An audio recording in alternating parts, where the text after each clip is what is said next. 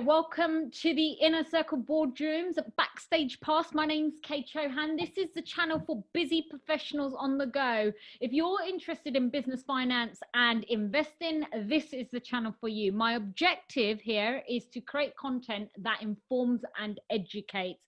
I'll be bringing you special guests like the one we have here today, Jacqui Taylor. Jacqui's one of the most powerful UK entrepreneurs. She's been awarded and recognised for her work on an international web science basis.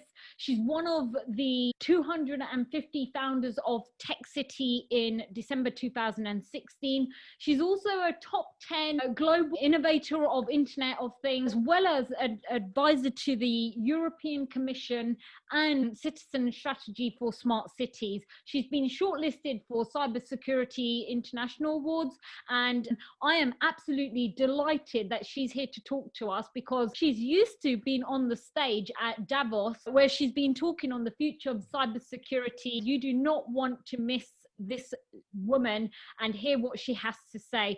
We'll be discussing everything from global threats, opportunities, and current market affairs. If you enjoy this content, please don't forget to subscribe. You'll see the link below. It's the red icon which says subscribe. So the focus of this conversation is going to be around global competitive landscape and the national security threat of collaborating with other nations and other gaps that Jacqui sees. So let's just start off with understanding the global homeland security market is expected to reach $355 billion in 2020. That's due to rise to about 418 billion by 2022. So a huge market there. Many of the current and emerging threats are in the form of shipping, cybersecurity, computer networks, and new technologies, data breach. What used to be a consideration around science fiction only a few years ago is reality today. Now, I just want to emphasize on this a little bit more. And the reason why I wanted this conversation is we've seen during the pandemic, organizations have shifted their operating model to working remotely. This has risen the number of data breaches. Now, just to put that into context, we're talking about 8.4 billion records that have been exposed in Q1 of 2020. Now, if you want to break that down a little bit more, July 2020 alone reached about 77 million records, and that's in about 86 incidents. Now that number is an increase of 276% in comparison to the first half of 2019. Now, just to elaborate a little bit more there, the top 5 largest data breach in 2020 was Twitter, where they had up to about 130 high-profile celebrity profiles hacked, including Elon Musk. Then you had Marriott Hotels, which was more than 5.2 million guests. If you accumulate that with their previous data breach, which was back in 2018, you're talking about 500 million. Number 3 to that is MGN, where people took personal details of about 10 million hotel guests again.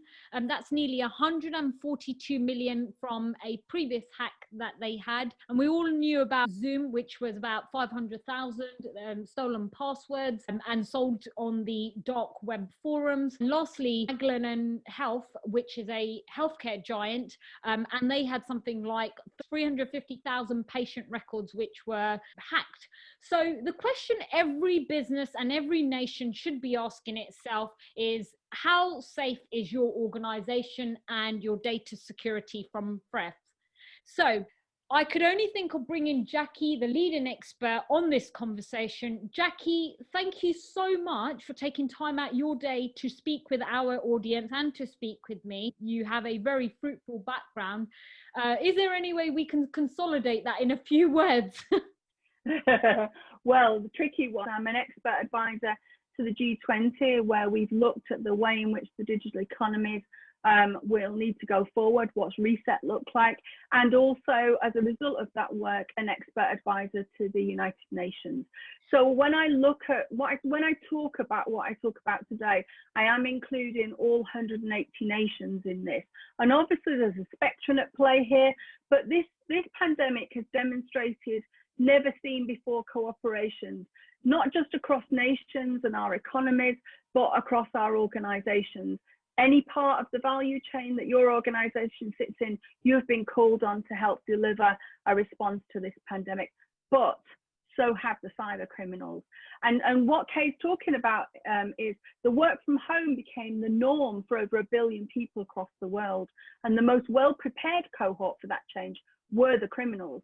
The cyber criminals already work online, and every nation has struggled with this phenomenon. I mean, Kate called out specific statistics and particular companies, but everyone has struggled.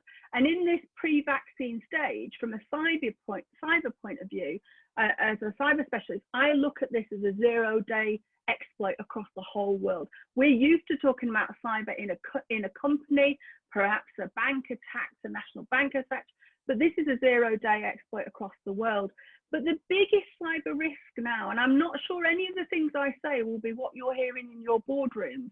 And if that's the case, great, because I actually want to be that new conversation that's interrupting what's being said.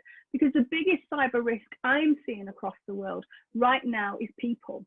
And that means we need a different focus to what we mean by cyber. It means strengthening teams, collaboration, not just across organizations, but those supply chains that we've talked about, hiring and managing virtually for the foreseeable future. And essentially this isolation economy that has developed on the back of the pandemic has created what I'm talking to boards about as a new social contract between our organizations, our supply chains, our nations, predominantly online. So if this is bad news for you now, I'm very sorry about this, but work from home is a reality for our future. Until we have a vaccine, that's the likely state of that. But I do want to say one thing though. Nation states, as much as I do what I do and the rest of the countries in the United Nations are collaborating, we can't drive the sort of collaboration I'm talking about to address these new cyber risks. But organizations like yours can, supply chains like yours can. But the key thing is tech's the driver for all our organizations now, because it's actually making everybody vulnerable whilst delivering the answer. And cyber is an operational risk for everyone now. And I say that without any exceptions. And a cybersecurity revival is what I'm talking to you about today. So tell us, what are those conversations you're having with governments and leaders, and what are the key threats that every nation and business face at the moment?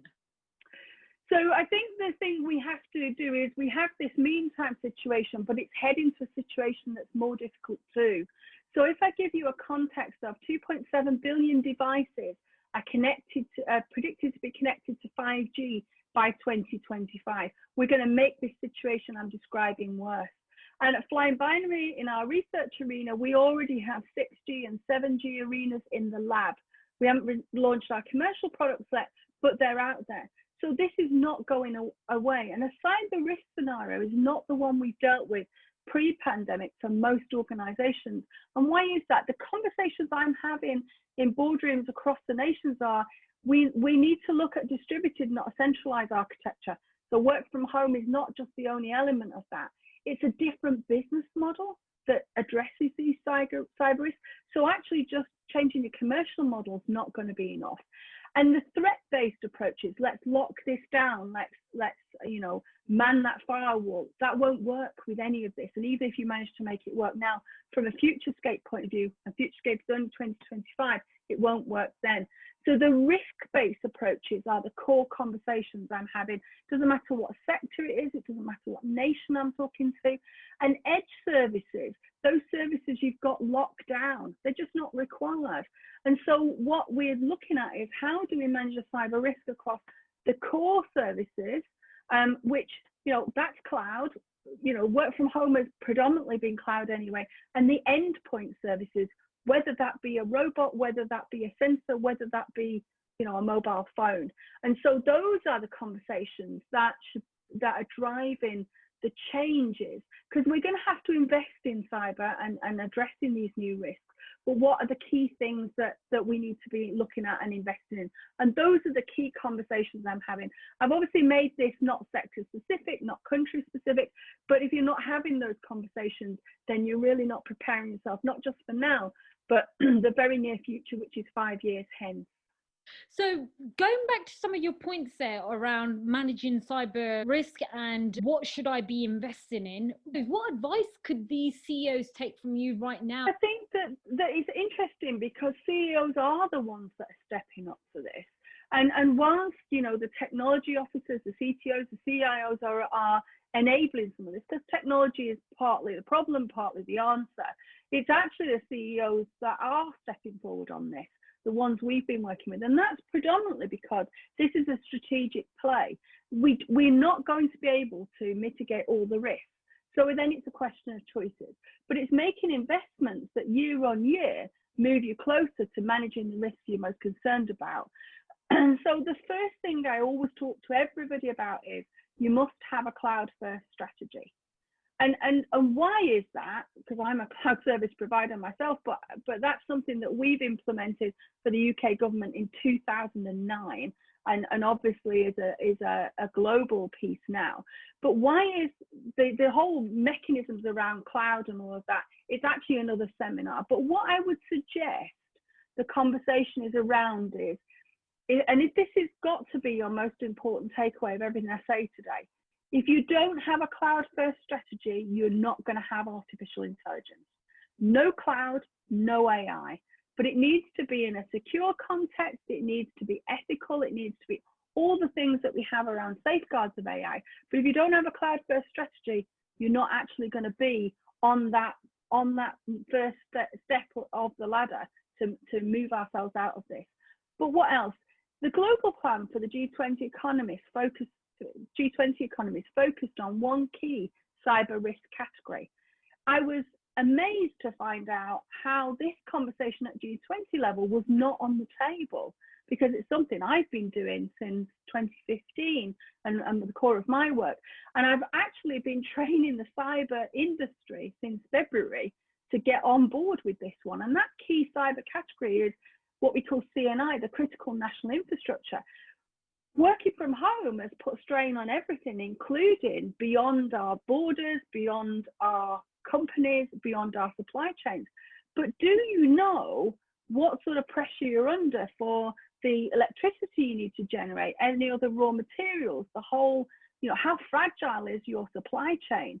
So where is that, and what do you need to do? And again, you know, I've been training my cyber peers to start to focus on that and build some capability in this. So it is another webinar, but what I would say is this matters to you because however under pressure your supply chain has been, however under pressure your working from home has been, trying to mix the estate in order to service the clients you normally serve, have you updated your contingency and resilience plans?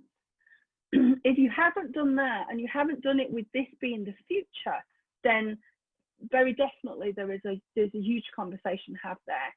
And I think then that leads me directly into the sort of numbers around this. For the pandemic, the World Economic Forum research on all of this across 141 countries was the numbers around this and what is happening across the world before we had this problem were horrendous. At the lower level, with the small businesses, 12% of their turnover is going missing on an annual basis.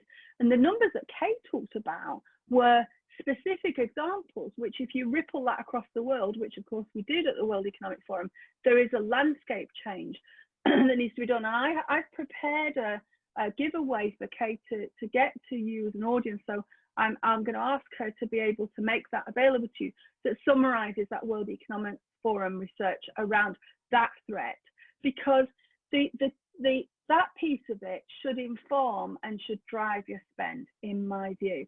Now, technology, as I said earlier, is part of the problem, part of the answer, but it is definitely the route or the lever to use to manage this risk.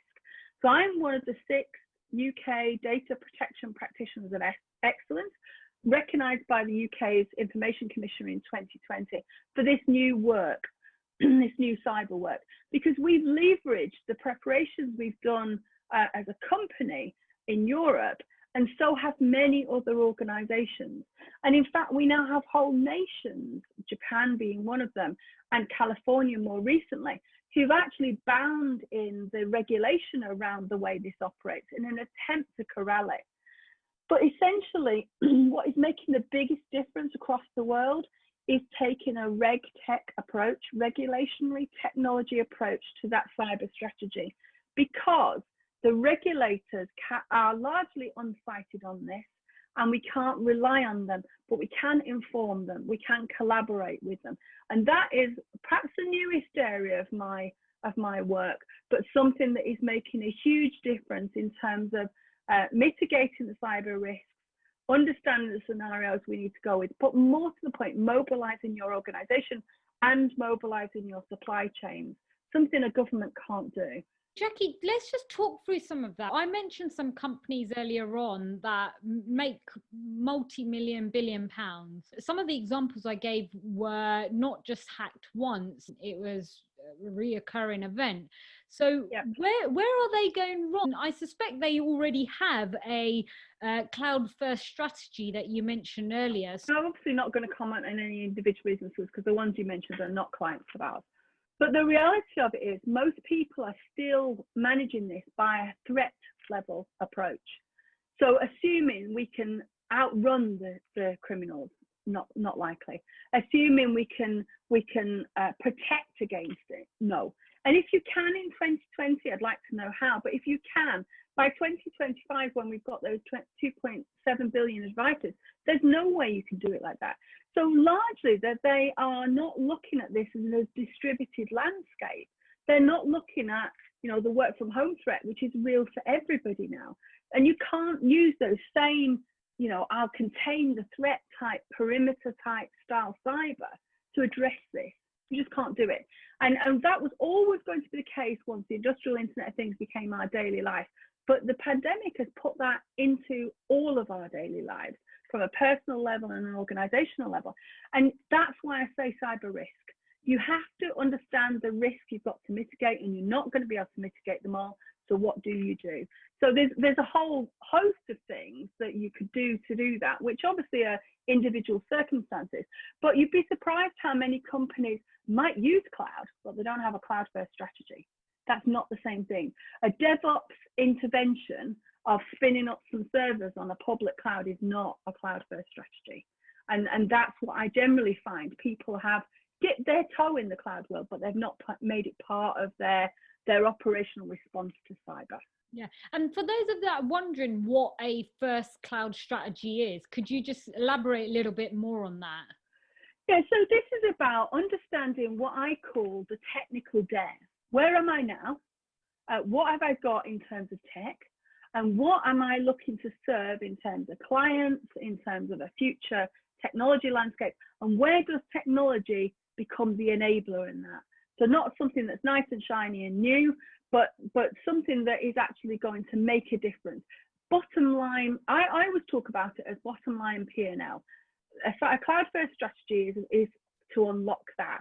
But you have to understand first, what technical debt are you carrying? And it's that technical debt that those companies are struggling with that you've mentioned.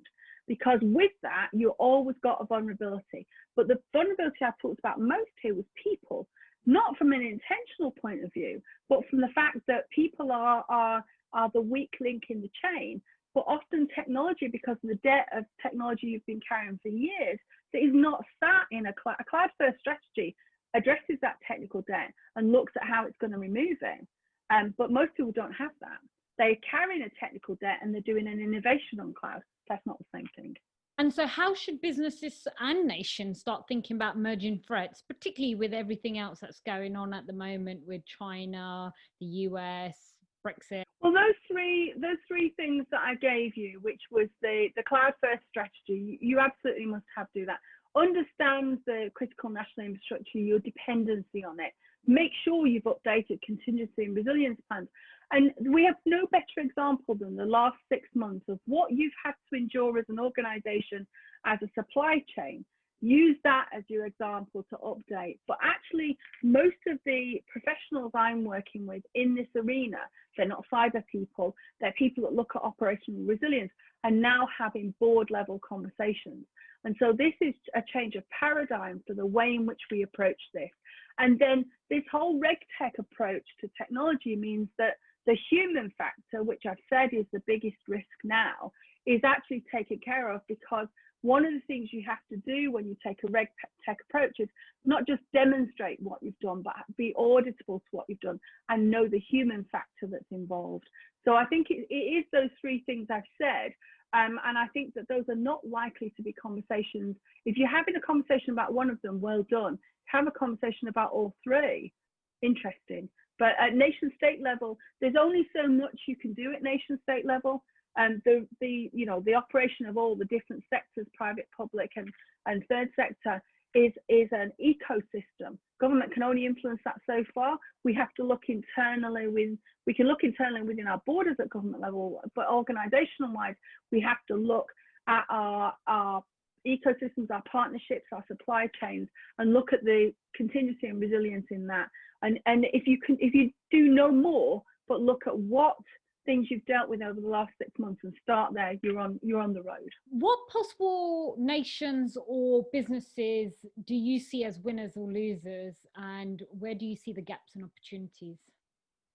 Well, that's a really interesting question, because if you take it at a G20 level, there's no winner or loser. Of it is, if your supply chain has proven to be fragile, if your ecosystem has proven to be a real issue, that working from home and stabilizing that hasn't solved, then that's where you need to look. You need to look at how you do additional operational changes to make that more robust, and that's got to be your number one first. And the three things that I've said to you are the key things, because a regulator may or may not come calling, but to be sure that your competitors are looking at this generally. And I think that you've got to look at the different nation states and the way in which there's a patchwork of legislation, regulation that sits around this, which is why I mentioned not only what we've done in Europe, but what's happening in California, and what's happening in Japan, because we're starting to federate a similar approach to these things. But obviously local jurisdictions, national jurisdictions are what really apply. And if you're a global business like our clients are, then you have to apply them in context. Now, for the sake of our audience, I just want to make sure that they had noted down the 3 points that you'd said earlier. Can we just go through those 3 points again, please? So number one. Yeah. Number one, which is, if you remember nothing else, if you write nothing else down, this is the one. A cloud-first strategy is a must. Why? Because no cloud, no artificial intelligence, no AI. No cloud, no AI. Why does that matter?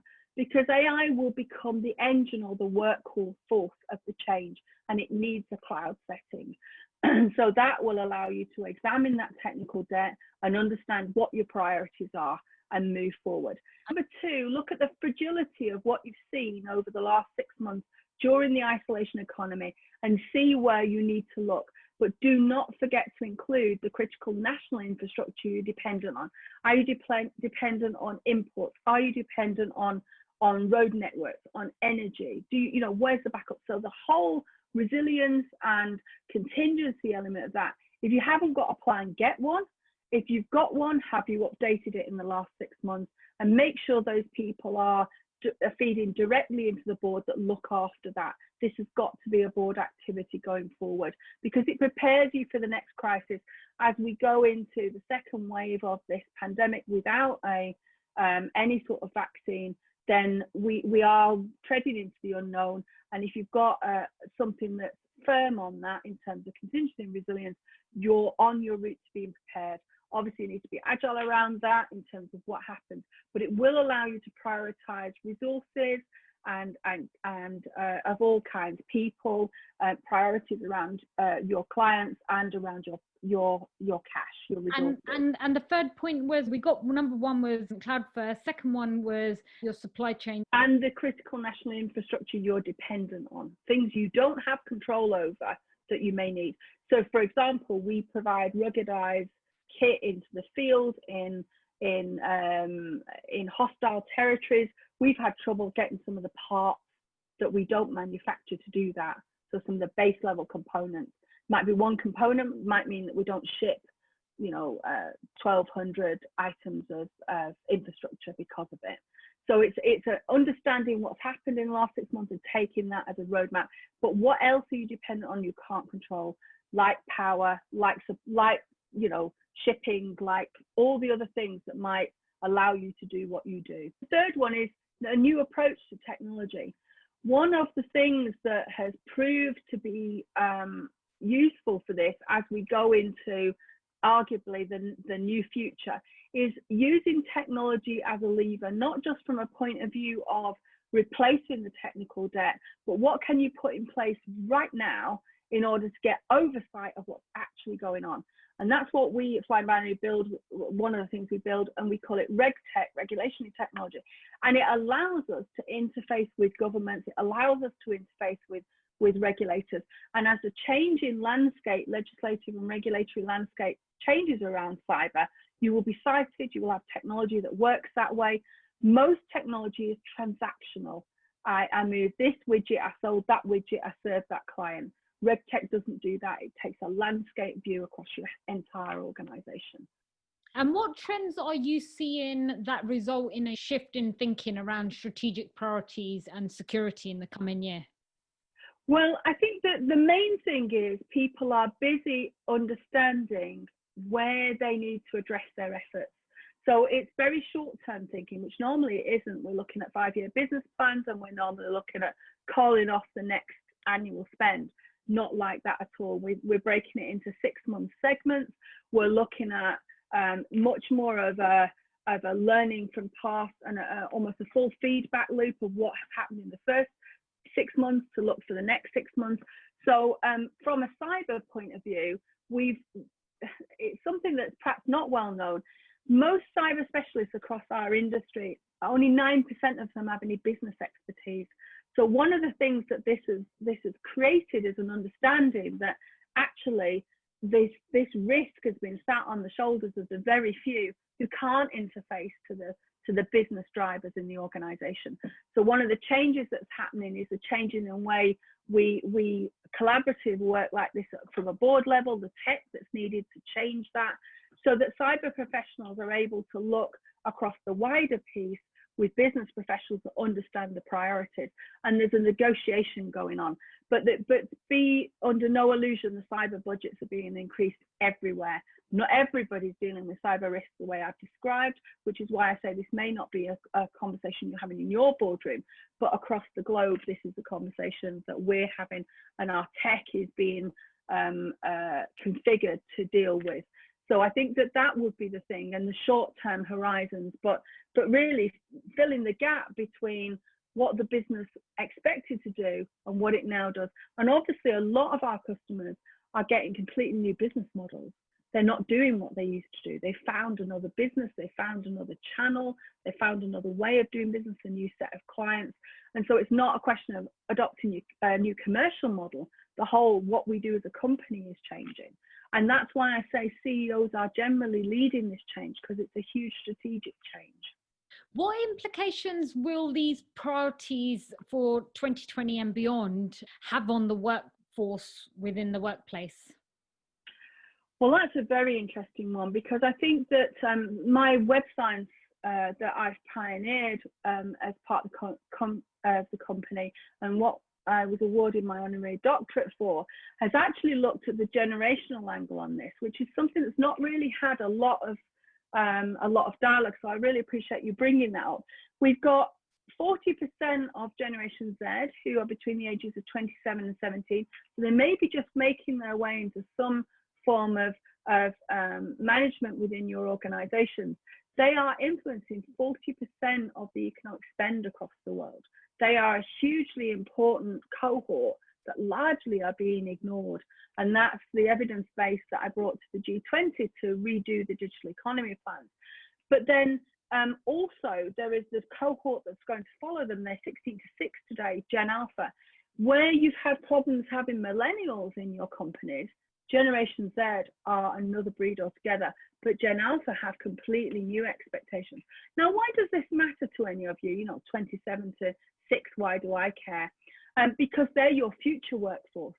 And so there are many conversations I have in boardrooms across the world about, I'm having problems attracting people, I'm having problems retaining them. And this pandemic has put that under huge amount of pressure, because people have made a choice that is a different choice than just the organizational choice. They've worked from home, they've had a completely different lifestyle. They're not keen to go back. If that's a problem to you now, Generation Z, as they move up the ranks, they will insist on that or they will leave. We call them our web entrepreneurs, because largely they're taking an entrepreneurial view. And I do a lot of work in organizations about the intrapreneur and how you enable that young cohort. And quite frankly, that is one of the major changes for the workforce, unlocking the intrapreneur. So you have more of a meritocracy than a hierarchy to a future workforce. And in order to challenge the evidence base at the G20, I had 2 million of those young people across the world directly answer questions on that. And that's something that I'm sharing with boardrooms when I go in, to show them what that future workforce looks like. Get that configured now, because by 2025, those are the people you're going to need to make that competitive leap. So it's not just about cyber, it's much wider. What should investors be asking? I work with Series C and D funders, so they're usually 100 million acquisition and upwards. And they've changed the nature of their due diligence over this pandemic, because the fragility that I've talked about has shown some of the gaps and the issues with the investing they've done.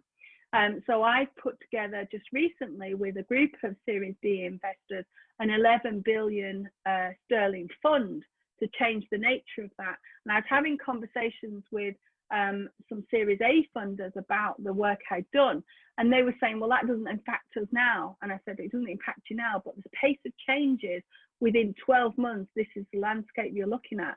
And so I actually think that this pandemic, one of the cohorts of people it has really informed is investors. Whether you're talking sovereign wealth or whether you're talking angel funding, they've understood the fragility of the proposition. And like I say, this is about a business model change, not a commercial model change. And so the investing is actually the money is making its way there. I'm currently working on a 1.8 trillion fund, and that's going to take it all the way through to what I've just described and then beyond that. So I think the nature of the investments, particularly on a merger and acquisitions basis, I'm often brought in order to do the valuations around these risks, around the company data, and around that due diligence. Those conversations have very definitely changed. Almost immediately, I would say I was having different conversations by about May of this year, within about 4 or 5 weeks of the pandemic being declared. So I was surprised at that pace of change, but that's followed through into changes to the due diligence model that VCs are using, sovereign wealth are using. I have a question around the consumer. All right. We've spoken a lot about their businesses. I can give some really good examples of this, and I'm sure you've got some clear examples where you've had a call from apparently HMRC who were going to give me a refund. I had another one which was telling me that if I didn't press 1, there'd be a warrant for my arrest. So I had to call up my legal team to find out, okay, what am I being arrested for? And I can give other scenarios where other well-known brand names, financial institutions that me and you probably know, and I get emails with attachments and remittance and all sorts. How do I, as the consumer, safeguard my data, and what can I do to not be a target? Well, it's an interesting one, this, because this is the gap as far as I'm concerned. So I've actually set off a new initiative entirely that I call Cyber Safe Entrepreneurs. That doesn't mean to say you need to be an entrepreneur to do it, but you actually have a different mindset to looking at exactly what you're describing. So I have a cohort of 27,000 of these. They're C-suite largely, but they're working across the sectors. And we have been on this journey for 2 years, and it literally is a completely new approach. It's amazing how when we see something in an organizational environment where we may have policies and what have you, we do one thing, and then as an individual, we just drop all that and it's not part of our awareness. And in a hostile territory where we may have a hostile nation that we're dealing with, let's say, in those situations, what anybody does when they go into those situations, they're given what they call sit-aware training, situational awareness training. And so I've actually decided, and I'm currently doing something that I call cyber safe, which is to create that situational awareness, because this is a life skill. And so it's a value to the company. So companies are buying this offering too, but it's also a value to individuals, because actually we need to have that mindset, that situational awareness mindset every day, whatever we're doing, because now we're all online. That's where the criminals live. So we have to, it's not what we do at home, because of course we're working from home. It's not what we do out there. It's what we always do. And it's very interesting when we collectively, as communities, as organizations, as families, do that, the instant impact it has on those things going away. Now, does that mean you'll still be receiving emails? You may well. And obviously get onto the National Crime Agency online and tell them about it. We've probably got thousands of other people that have done that too, but maybe you're the first. So always report that. But the reality of it is that's here to stay, and that's here to increase. So we have to have that situational awareness of it's online, therefore at the other end of that, the other end point, we cannot, we cannot assume that what we see is what we see. But there's key things that we have to mitigate as a risk that we as an individual carry with us throughout our whole life. And I think that awareness is something that, well, I've decided to work on and put an offering together on, because I've realized that the work I go, the question you've just asked seems to be a different thing. And I think that's because we're looking at managing the threat and not the risk. And that risk is all of our lives, every day, wherever we are. And actually, we can mitigate most of those risks, but that awareness is not something people know. To give you an example, during lockdown, I've been safeguarding our children from the criminals that have preyed on our children being online. And the mums I've worked with to safeguard those children, we've put together a top 6 tips. And I'm everywhere in mums groups and in networks and what have you, reaching out to mums, passing that on to them, not in the public domain, not in any way the criminals can know how that we've dealt with it, but actually so that they get the best advice about what helps us protect our children, protect our businesses, protect our communities. But I've been doing all that for free because I think that's what I should do. That's my give back. I think it's a real concern. I watched a documentary I'd like to share with you, and I'm sure you've probably seen it. It's called The Great Hack. I suppose when I was watching that, you think about everyday applications that you're using, but you also hear of these companies getting hacked, and then you think of the vast amount of data that you give these organizations. The truth be told, I actually don't know where my information is and who actually has access to my information.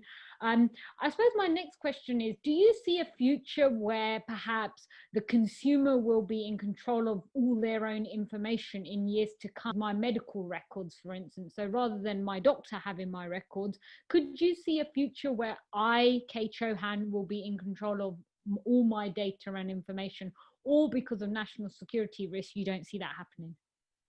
So it's not a national security issue as far as I'm concerned. It's the way we live our lives, and we prefer a frictionless environment to operate in, personal life, professional life, and that actually gives you a set of options that don't necessarily chime with what you're talking about. But there's one thing I need to say here that I say all the time. If you haven't seen The Social Dilemma, I couldn't have said it better than they say it in there. Obviously they take a long time to say it, and I'm going to say it quickly. But The Social Dilemma talks about the manipulation engines that sit behind a lot of what you're talking about. But the one thing you need to remember when you're doing anything online is free is not free.